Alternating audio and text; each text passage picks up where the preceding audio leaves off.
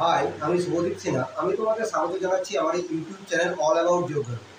আজকে আমি ক্লাস 12-এর যে সেকেন্ড চ্যাপ্টার, যার নাম হচ্ছে ক্ষয়চক্র গঠন ও প্রক্রিয়া, তারই একটি টপিক নিয়ে আলোচনা করব। টপিকটির নাম হচ্ছে শুষ্কতার ক্ষয়চক্রের পর্যায়, বা ডেভিস যে শুষ্কতার ক্ষয়চক্রের ধারণা দিয়েছিলেন তার পর্যায়ে। আগের একটি ভিডিওতে আমরা শুষ্কতার ক্ষয়চক্র কী, শুষ্কতার ক্ষয়চক্র কোথায় সংঘটিত হয় এবং শুষ্কতার ক্ষয়চক্র সংঘটিত হতে গেলে কী কী ধরনের অনুকূল অবস্থার প্রয়োজন সেগুলো নিয়ে আলোচনা করছি। আজকের এই ভিডিওতে ডেভিসের এই শুষ্কতার ক্ষয়চক্রের বিভিন্ন পর্যায় এবং সেখানে কী ধরনের ভূমিরূপ সৃষ্টি হয় এবং অবশেষে এই ডেভিসের শুষ্কতার ক্ষয়চক্রের যে সমালোচনা সেটি নিয়ে আলোচনা করব। এবার আমাদের চলে আসা যাক মূল আলোচনায়, সেটি হচ্ছে শুষ্কতার ক্ষয়চক্রের পর্যায়। ডেভিস স্বাভাবিক ক্ষয়চক্রের মতোই শুষ্কতার ক্ষয়চক্রকেও তিনটি পর্যায় বা অবস্থায় ভাগ করেছিলেন। এগুলো হলো যৌবন অবস্থা, পরিণত অবস্থা এবং বার্ধক্য অবস্থা। প্রথমে আমরা শুষ্কতার ক্ষয়চক্রের যৌবন অবস্থা নিয়ে আলোচনা করব। এই যৌবন অবস্থা কখন থেকে শুরু হবে সেটি হচ্ছে মূল জানার বিষয়। এই পয়েন্টটা আমরা যখন শুষ্কতার ক্ষয়চক্রের অনুকূল অবস্থা নিয়ে আলোচনা করেছিলাম, তখন প্রথম যে অনুকূল অবস্থাটার কথা আমি বলেছিলাম সেটা হলো যে শুষ্কতার ক্ষয়চক্রের প্রথমেই যে ভূমিরূপটি উত্থিত হবে সেখানে অবশ্যই একটি পর্বত বেষ্টিত উপত্যকা থাকবে বা পর্বত বেষ্টিত নিম্নভূমি থাকবে, এবং সেই পর্বত বেষ্টিত যে নিম্নভূমি তার আশেপাশে যে পর্বতগুলো আছে সেই পর্বতগুলো থেকে কিছু অনুগামী নদীর সৃষ্টি হবে বা অস্থায়ী অনুগামী নদীর সৃষ্টি হবে। এই অনুগামী নদীগুলির ক্ষয়কার্যের মাধ্যমে বা অনুগামী নদীগুলির ক্ষয়কার্য এর পর থেকেই এই শুষ্কতার ক্ষয়চক্রের যৌবন অবস্থা শুরু হয়। এক্ষেত্রেও যখন পর্বত বেষ্টিত মালভূমিটির আশেপাশের পর্বত থেকে অনুগামী নদীগুলি ক্ষয়কার্য শুরু হবে, সেখান থেকেই কিন্তু যৌবন অবস্থাটা শুরু হবে। এবার এই যৌবন অবস্থায় কী ধরনের বৈশিষ্ট্য দেখা যায় বা যৌবন অবস্থার যে ভূমিরূপগুলো সৃষ্টি হয় তারই বা কী কী বৈশিষ্ট্য দেখা যায় সেগুলো নিয়ে আমাদের আলোচনা করা যায়। প্রথমে যে ভূমিরূপটির কথা আমরা বলবো, যেটা যৌবন অবস্থায় নদীর ক্ষয়কার্যের ফলে সৃষ্টি হয়, সেটি হলো গিরিপথ বা র্যাভাইন। গিরিপথ বা র্যাভাইন কী করে সৃষ্টি হয়? পাহাড়ের উপর দিয়ে যখন নদীগুলি বা অনুগামী নদীগুলি প্রবাহিত হয় সেগুলো কিন্তু একটি ঢালু অংশের উপর দিয়ে প্রবাহিত হয়। এর ফলে কী হয়? নদীগুলি পার্শ্বক্ষয়ের তুলনায় নিম্ন ক্ষয় বেশি করে। এই অস্থায়ী নদীগুলি কী করে? নিম্ন ক্ষয় বেশি করে। এর ফলে সেখানে সংকীর্ণ ভি আকৃতির উপত্যকা সৃষ্টি হয়, যাকে গিরিখাত বা র্যাভাইন বলা হয়ে থাকে। এরপরে যে বৈশিষ্ট্যটা দেখা যায় সেটা হচ্ছে বা ভূমিরূপটি দেখা যায় সেটা হচ্ছে পললঝুম। এই অস্থায়ী অনুগামী নদীগুলি যে ক্ষয়কার্য করছে সেই ক্ষয়কার্যের ফলে যে ক্ষয়িত পদার্থগুলো সেগুলো কী হয়? সেগুলো পর্বতের পাদদেশে যে ঢালু অংশ সেখানে সঞ্চিত হয়, আর এগুলো সঞ্চিত হয় শঙ্কুর আকারে বা কোন শেপের মতো করে। এগুলোকেই বলা হয় পললঝুম। 3 নম্বর পয়েন্টে কী আছে? অদৃশ্য নদীপথ। আমরা জানি এই ক্ষয়চক্রটা সংঘটিত হচ্ছে মরু বা মরুপ্রায় অঞ্চলে, যেখানে বার্ষিক বৃষ্টিপাতের গড় পরিমাণ হচ্ছে 25 সেমিরও কম। এর ফলে বেশিরভাগ সময় সেখানে শুষ্ক অবস্থা বিরাজ করে। এই শুষ্ক অবস্থার জন্য বৃষ্টিপাতের মাধ্যমে যে জলের যোগান সেটা নদীগুলো কিন্তু পায় না, উপরন্তু সেখানে বাষ্পীভবনের পরিমাণ বেশি হয়। এর ফলে নদীগুলি তার সম্পূর্ণ প্রবাহপথ অতিক্রম করে উপত্যকায় পৌঁছাতে পারে না। তার আগেই নদীগুলি তার গতিপথ থেকে অদৃশ্য হয়ে যায়। এইভাবেই এই শুষ্কতার ক্ষয়চক্রের যৌবন অবস্থায় অদৃশ্য নদীপথের সৃষ্টি হয়। এরপর হচ্ছে যে ভূমিরূপটি সৃষ্টি হয় সেটা হচ্ছে প্লায়া হ্রদ। প্লায়া হ্রদ কি? আমরা জানি এই শুষ্কতার ক্ষয়চক্র যেখানে সংঘটিত সেখানে বৃষ্টিপাতের পরিমাণ কম, বার্ষিক বৃষ্টিপাতের পরিমাণ গড়ে 25 সেমিরও কম, কিন্তু কোনো কোনো সময় ব্যাপক পরিমাণে বৃষ্টিপাত হয়। এর ফলে কিছু কিছু নদী তার গতিপথটা বা তার প্রবাহপথটা সম্পূর্ণ অতিক্রম করে পর্বত বেষ্টিত যে মধ্যবর্তী নিচু উপত্যকা আছে বা নিম্নভূমি আছে সেই পর্যন্ত প্রবাহিত হতে পারে। অর্থাৎ নদীতে জলের সরবরাহ বজায় থাকলে কিছু কিছু নদী তার সম্পূর্ণ প্রবাহ অতিক্রম করে যে পর্বত বেষ্টিত উপত্যকার মাঝে যে নিম্নভূমিটা আছে সেখানে এসে তার জলের সঞ্চয় ঘটায়। এর ফলে পর্বত বেষ্টিত উপত্যকার মধ্য অংশে বা নিচু অংশটায় একটা হ্রদের সৃষ্টি হয়, একে বলা হয় প্লায়া হ্রদ। এই প্লায়া হ্রদটা বেশিরভাগ ক্ষেত্রেই কিন্তু অস্থায়ী প্রকৃতির হয়, অর্থাৎ সারা বছর সেখানে জল থাকে না। এরপর যে ভূমিরূপটা দেখা যায় লবণ ও পলিস্তর। এই লবণ ও পলিস্তর কীভাবে ঘটে আমি একটু আগেই বললাম যে প্লায়া হ্রদটা যেটা সঞ্চিত হয়, প্লায়া হ্রদটা যেটা গঠিত হয় উপত্যকার মধ্যভাগে নদীর জল সঞ্চিত হয়ে, সেটা কিন্তু বেশিরভাগ ক্ষেত্রে অস্থায়ী হয়। কারণ কি? কারণ নদীর জলপ্রবাহ সারা বছর ধরে থাকে না, বৃষ্টিপাতের অভাবে। উপরন্তু সেখানে বাষ্পীভবনের পরিমাণও কিন্তু খুব বেশি।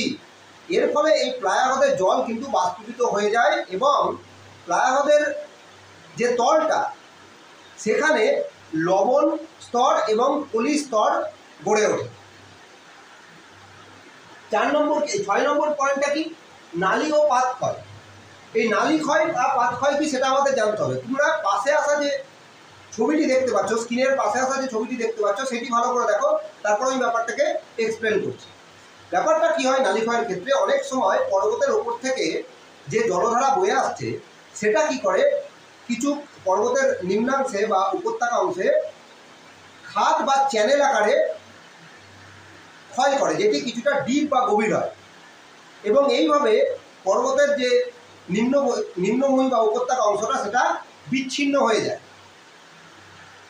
একে বলা হয় নালী ক্ষয়। এইবার পাশে যে চিত্রটা আসছে সেটা হচ্ছে একটি পাত ক্ষয় বা চাদর ক্ষয় বা সিট ইরোশনের একটি চিত্র। এক্ষেত্রে কি হয়, অনেক সময় জলধারা পর্বতের নিচে উপত্যকার একদম কম ঢালু অংশের উপর দিয়ে যখন প্রবাহিত হয়, তখন ওই উপত্যকার যে মাটি, তার উপরের যে নরম আস্তরণ, সেটাকে ওই জলধারা কি করে চাদরের মতো, বিছানার চাদরের মতো উঠিয়ে নিয়ে চলে যায়। এরপর যখন সেখান থেকে জলধারা একেবারে অপসারিত হয়, তখন দেখা যায় যে মাটির উপরিভাগের যে নরম আস্তরণটা ছিল, সেটা কি হয়েছে, উঠে গেছে জলপ্রবাহের জন্য, বা উড়ে গেছে, বা এক স্থান থেকে অন্য স্থানে অপসারিত হয়েছে। এর ফলে যে মৃত্তিকা ক্ষয়টা হয়, সেটাকে বলে পাত ক্ষয়।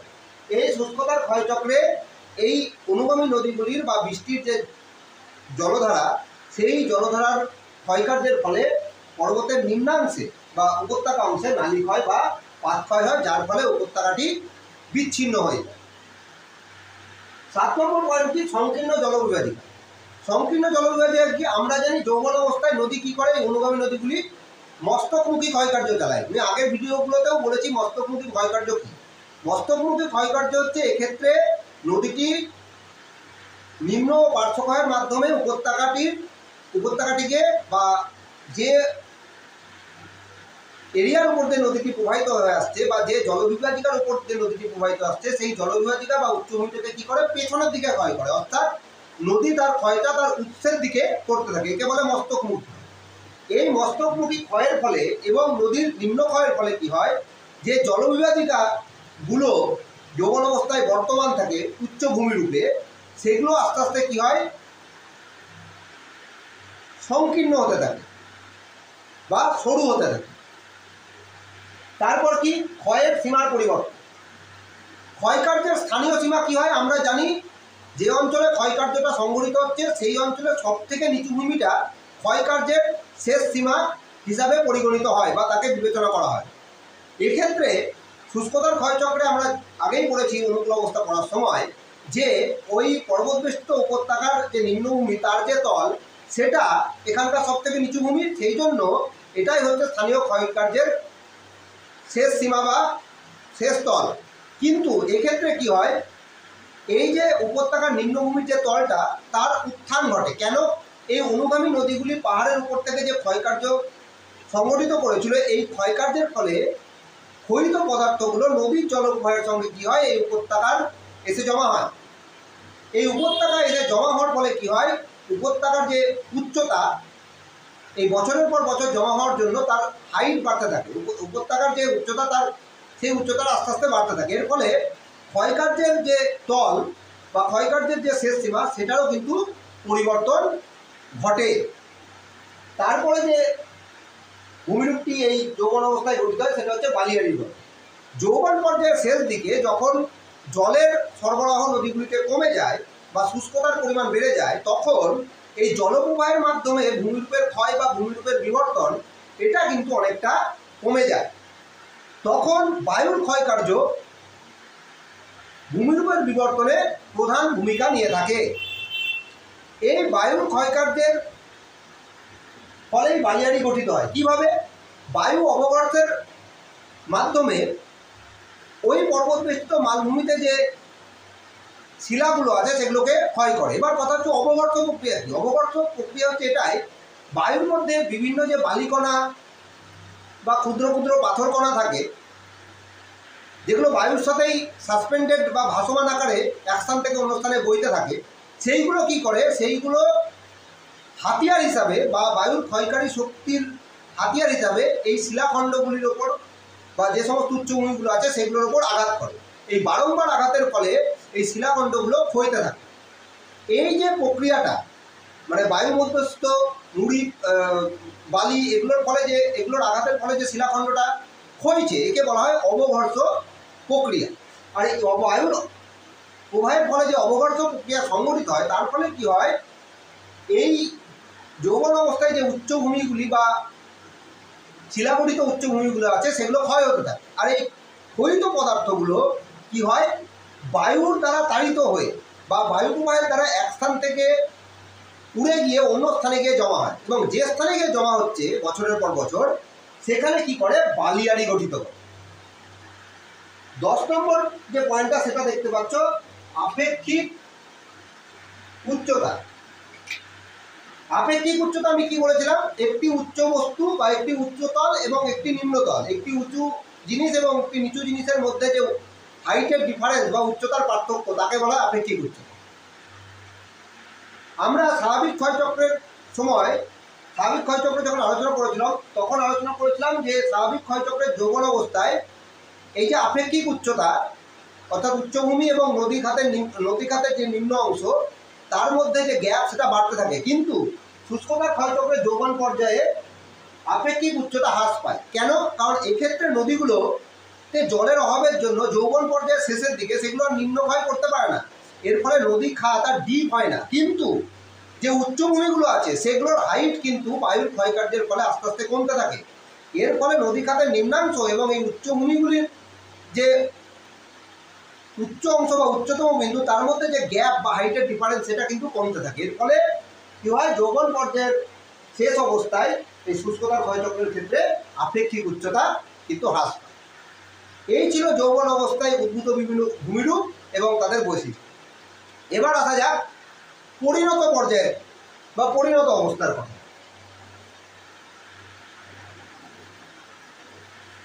পরিণত অবস্থায় কি ধরনের ভূমিরূপ বা কি ধরনের ভূমিরূপগত বৈশিষ্ট্য দেখা যায়, সেগুলো নিয়ে এবার আমরা আলোচনা করব।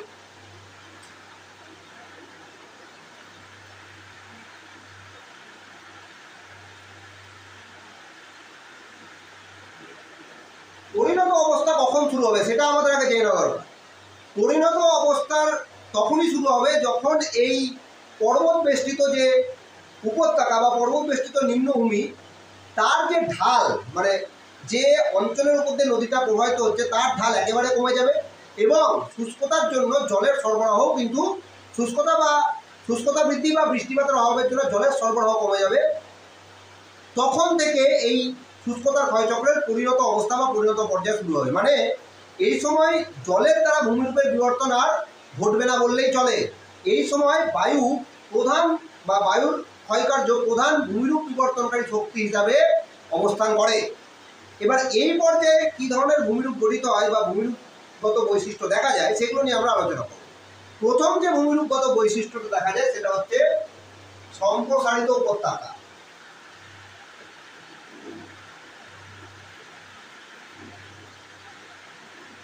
সম্প্রসারিত উপত্যকা কিভাবে সৃষ্টি হয়? আমরা জানি যে যৌবন অবস্থা থেকেই নদী তার মস্তকমুখী ক্ষয়কার্যের মাধ্যমে এই যে জলবিভাজিকাগুলোর ক্ষয় করছে এবং জলবিভাজিকাগুলোকে কী করছে, তাদের পশ্চাৎ অপসারণ ঘটাচ্ছে। মানে নদীগুলির মস্তকমুখী ক্ষয়কার্যের মাধ্যমে যে উচ্চভূমিগুলি আছে বা যে উচ্চভূমিগুলি জলবিভাজিকার অবস্থান করছে সেগুলির পশ্চাৎ অপসারণ ঘটায় বা পেছনের দিকে তাদের অপসারণ ঘটায়। কেন? কারণ মস্তকমুখী ক্ষয়কার্য পেছনের দিকে সংগঠিত হয়, অর্থাৎ নদীর উৎস যেখান থেকে সৃষ্টি হচ্ছে সেই দিকে সংগঠিত হয়, ফলে এই উচ্চভূমিগুলোরও কিন্তু ক্ষয় পেছনের দিকে হতে থাকে, অর্থাৎ তাদের পশ্চাৎ অপসারণ ঘটতে থাকে। এবার যত পর্বত বেষ্টিত বা পর্বতগুলি বা উচ্চভূমিগুলির পশ্চাৎ অপসারণ ঘটবে, তার মাঝে যে উপত্যকাটা আছে তার কি হবে, তার পরিমাণ আস্তে আস্তে বাড়বে। এইভাবে পরিণত পর্যায়ের শুরুতে কিন্তু সম্প্রসারিত উপত্যকার সৃষ্টি হয়। সেকেন্ড যে ভূমিরূপগত বৈশিষ্ট্যটা দেখা যায় সেটা হচ্ছে প্লায়া সমভূমির বিস্তার।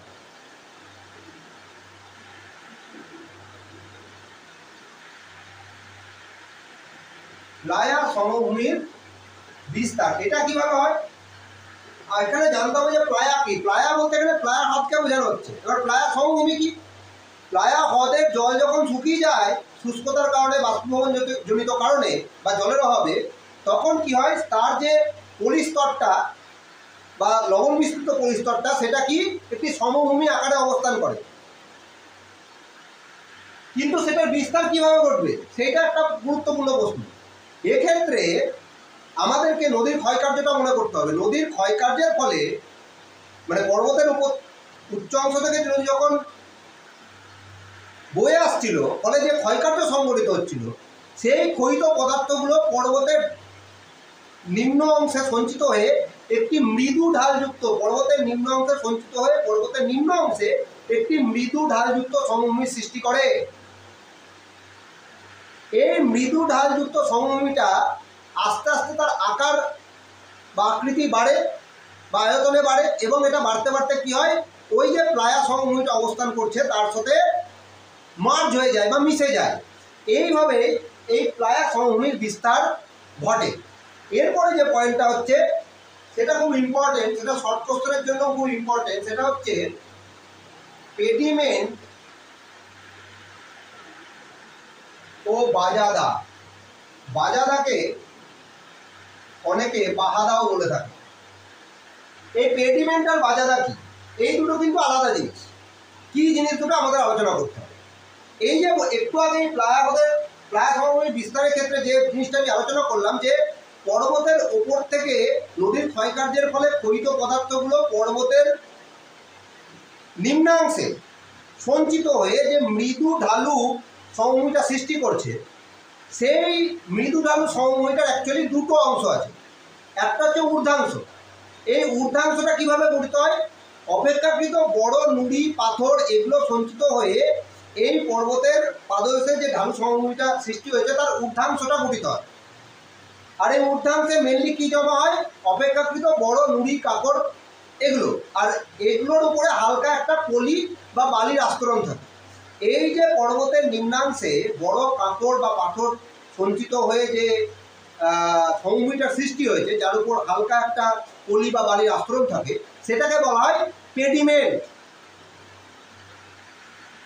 আর ওই পেডিমেন্টের পরে বাকি যে সম্প্রসারিত অংশটুকু আছে নিম্নাংশে বা যে সমভূমিটা সৃষ্টি হয়েছিল তার ঊর্ধ্বাংশটা পেডিমেন্ট নামে পরিচিত। বাকি যে নিম্নাংশটা আছে সেখানে অপেক্ষাকৃত বা খুবই সূক্ষ্ম পলি বালি সঞ্চিত হয়ে সমভূমির সৃষ্টি হয়। একে বলে বাজাদা বা বাহাদা।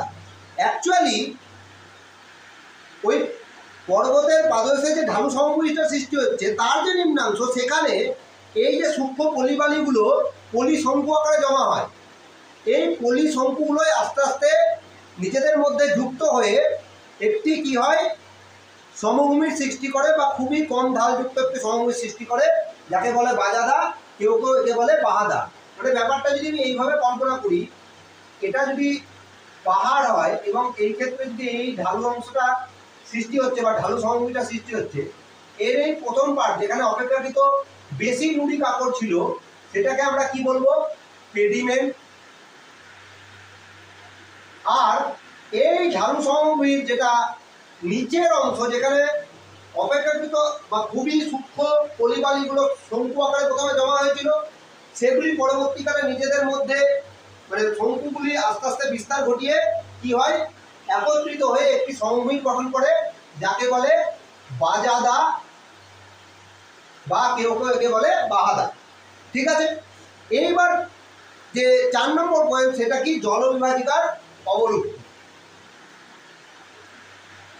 জলবিভাজিকার অবলুপ্তি। এই জলবিভাজিকার অবলুপ্তি কি হয় তোমরা অলরেডি জেনে গেছো। মানে নদী যে মস্তকমুখী ক্ষয়কার্য করছে তার ফলে কি হয়, জলবিভাজিকা গুলোর পশ্চাদপসরণ ঘটে এবং এক টাইমে নদীর ক্ষয়কার্যের ফলে জলবিভাজিকার পশ্চাদপসরণ তো ঘটছেই, অ্যাট দ্য সেম টাইম বায়ু কিন্তু উপর থেকে এই জলবিভাজিকাগুলোকে ক্ষয় করে, ফলে তাদের হাইটও কমতে থাকে। এইভাবে নদীর ক্ষয়কার্য এবং ওপর দিক থেকে বায়ুর ক্ষয়কার্যের ফলে এই জলবিভাজিকাগুলো, যেগুলো দুটো নদী অববাহিকার মধ্যে উঁচু অংশরূপে অবস্থান করে, সেগুলোর একেবারে অবলুপ্তি ঘটে। আর এই জলবিভাজিকার যখন অবলুপ্তি ঘটবে তখন কম্পালসারি রেজাল্ট হিসাবে একটা জিনিস হবে, সেটা হচ্ছে নদী গ্রাসের ঘটনা ঘটবে। তাই এখানে কি হবে, নদী গ্রাস হবে। মানে জলবিভাজিকা কি করেছিল, দুটো নদী অববাহিকাকে আলাদা করে রেখেছিল। এবার মাঝের যে ডিভাইডার হিসাবে যে জলবিভাজিকাটা ছিল সেটা যখন অবলুপ্তি ঘটবে আর থাকবে না বা ভ্যানিশ হয়ে যাবে ক্ষয়কার্যের জন্য, তখন কি হবে, যে বড় নদীটা ছিল সেটা ছোট নদীটাকে গ্রাস করে নিবে, বা উচ্চ তলে যে নদীটা প্রবাহিত হচ্ছিল সেটা নিম্নতলের নদীর সাথে মার্চ করবে। এবং কি মনে হবে যে এই নিম্নতলের নদীটা যেটা প্রবাহিত হচ্ছে তার উপনদী হচ্ছে এই উচ্চতলের নদীটা। এইভাবে শুষ্কতার ক্ষয়চক্রের পরিণত অবস্থায় জলবিভাজিকার অবলুপ্তিজনিত কারণে নদী গ্রাসের ঘটনা হয়। লাস্ট পয়েন্ট কি, এই এই এই পরিণত অবস্থার বৈশিষ্ট্যে বা ভূমিরূপের বৈশিষ্ট্যে বিভিন্ন ভূমিরূপ। এবার কি কি ধরনের ভূমিরূপ এখানে দেখা যায় সেগুলো নিয়ে আলোচনা করতে হবে। কি কি ধরনের ভূমিরূপ দেখা যায়, মেনলি পরিণত পর্যায়ে বা পরিণত অবস্থায় বায়ুর ক্ষয়কার্যজনিত ভূমিরূপই বেশি লক্ষ্য করা যায়, যেমন যুগেন, ইয়ারদাম, গৌড়, শীত, এই সমস্ত ভূমিরূপগুলো দেখা। এবার আসা যাক আমাদের বার্ধক্য অবস্থা নিয়ে আলোচনা করতে হবে। বার্ধক্য অবস্থা বা বার্ধক্য,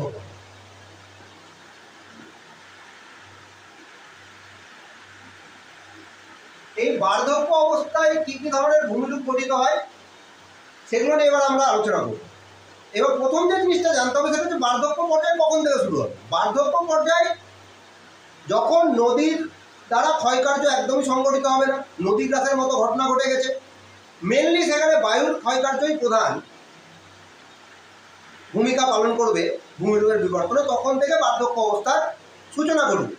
এবার এই বার্ধক্য অবস্থার শুরুতে যে ধরনের ভূমিরূপটি দেখা যায় সেটা হচ্ছে সমপ্রায় সমভূমি। বার্ধক্য অবস্থার শুরুতে নদীর ক্ষয়কার্যের ফলে বা নদীর মস্তকমুখী ক্ষয়কার্যের ফলে এবং বায়ুর ক্ষয়কার্যের ফলে কি হলো, জলবিভাজিকাগুলো অবলুপ্ত হয়ে গেল। এর ফলে সেই জায়গায় আর কি হলো, কোনো উচ্চভূমি বিশেষ থাকলো না। সেই জন্য বার্ধক্য অবস্থার শুরুতে একটি সমপ্রায় বা প্রায় সমভূমির সৃষ্টি হয়,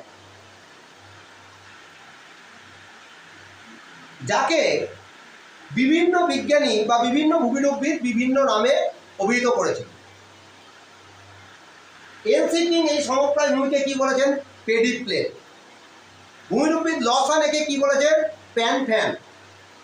এইভাবে বিভিন্ন জন এই শুষ্কতার ক্ষয়চক্রের বার্ধক্য অবস্থায় যে সমপ্রায় ভূমির সৃষ্টি হয় তাকে বিভিন্ন নামে অভিহিত করেছে। আর একটা যে এখানে ভূমিরূপগত বৈশিষ্ট্য দেখা যায় সেটা হচ্ছে ইনসেলবার্গ। ইনসেলবার্গ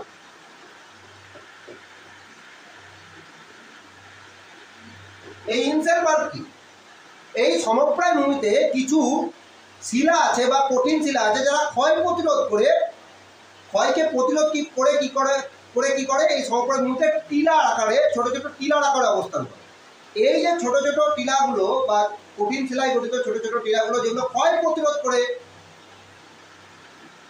উঁচু ঢিবির মতো অবস্থান করে তাকে বলা হয় ইনসেলবার্গ। এটা অনেকটাই মোনার ডাকের মতো। আর একটা যে ভূমিরূপগত বৈশিষ্ট্য দেখা যায় সেটা হচ্ছে বালিয়াড়ি।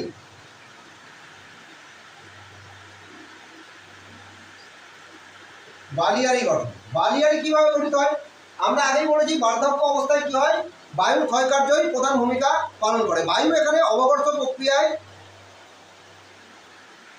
বা বায়ু যখন প্রবাহিত হয় তখন কি হয়, এক স্থানের সমপ্রায় ভূমি যেটা সৃষ্টি হয়েছে সেই সমপ্রায় ভূমির এক স্থানের বালি অন্য স্থানে উড়ে গিয়ে সেখানে সঞ্চিত হয়ে হয়ে বিভিন্ন ধরনের বালিয়াড়ি গঠন করে।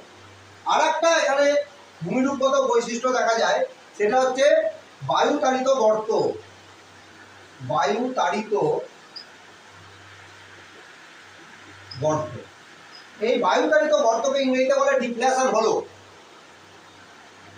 বায়ুতাড়িত গর্ত কীভাবে সৃষ্টি হয়? আমরা জানি যে সমপ্রায় ভূমিটা সৃষ্টি হয়েছে শুষ্ক বা প্রায় শুষ্ক অঞ্চলে বা মরু বা প্রায় মরু অঞ্চলে।